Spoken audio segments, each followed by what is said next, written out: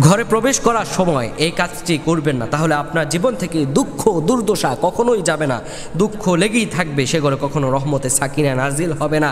আমরা অনেকেই এই বিষয়টা খেয়ালই করি না। এটা হর হামেশায় আমি বলবো 90% মানুষ করে থাকে এই কাজগুলো, 90% মানুষ কাজগুলো করে থাকে। সেজন্য ফোন দিয়ে অনেকেই বলে, হুজুর সংসারে শান্তি নাই, এত ইনকাম করে কোথায় যায় ইনকাম খুঁজে পাই না, মামলা মোকদ্দমায় জড়িয়ে আছি, একের পর এক খালি বিপদে লেগে থাকে, বিপদ কেন যায় না।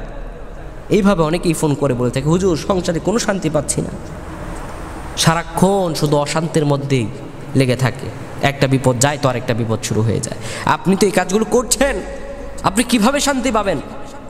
আপনার ঘরে তো রহমতের সাকিনা নাজিল হচ্ছে না, আপনার সংসারে তো রহমতই নাজিল হচ্ছে না, আপনি কিভাবে রহম পাবেন, কিভাবে আশা করেন? প্রিয় ভাইয়েরা আমার, এই কাজগুলো আমরা অনেকেই করে থাকি, এই কাজগুলোর ব্যাপারে আমরা অবশ্যই লক্ষ্য রাখবো। 1 নম্বরে, আপনি যখন ঘরে প্রবেশ করবেন, ডান পা দিয়ে ঘরে প্রবেশ করবেন। ঘরে আপনি ডান পা দিয়ে প্রবেশ করার সময় ঘরে আপনি সালাম দিয়ে ঢুকবেন।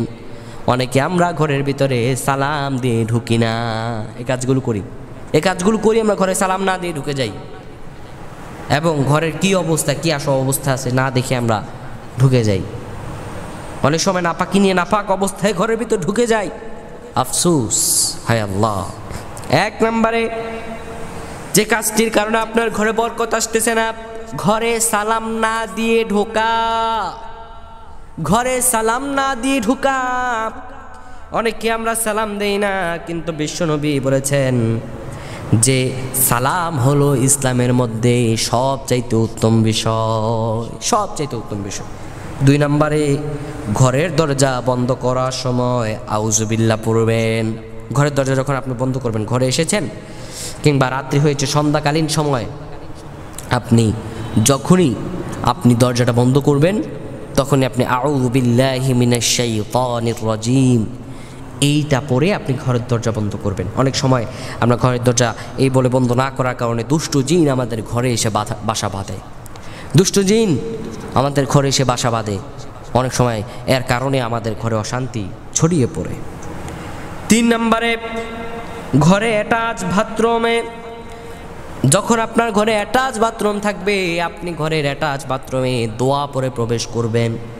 অনেকে আমরা ঘরের অ্যাটাচ বাথরুমে দোয়া না পড়ে প্রবেশ করি, এই জন্য ঘরে অশান্তি, স্বামী স্ত্রী কলহ, দাম্পত্য কলহ, ডিভোর্স হয়ে যায়। দুষ্ট জিনেরা বিভিন্ন সময় নারীদের উপর ভর করে এরকম অশান্তি লাগিয়ে দেয়।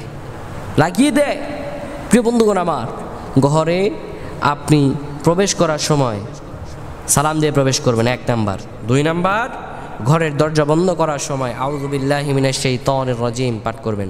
3 নাম্বার, ঘরে অ্যাটাচ বাথরুমে ঢোকার সময় অবশ্যই দোয়া পড়ে বাম পা দিয়ে প্রবেশ করবেন। আর দোয়াটা কি?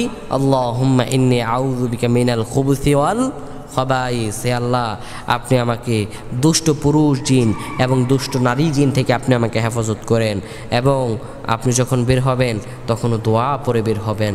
ঢোকার সময়ও দোয়া পড়বেন, বের হওয়ার সময়ও দোয়া পড়ে বের হবেন।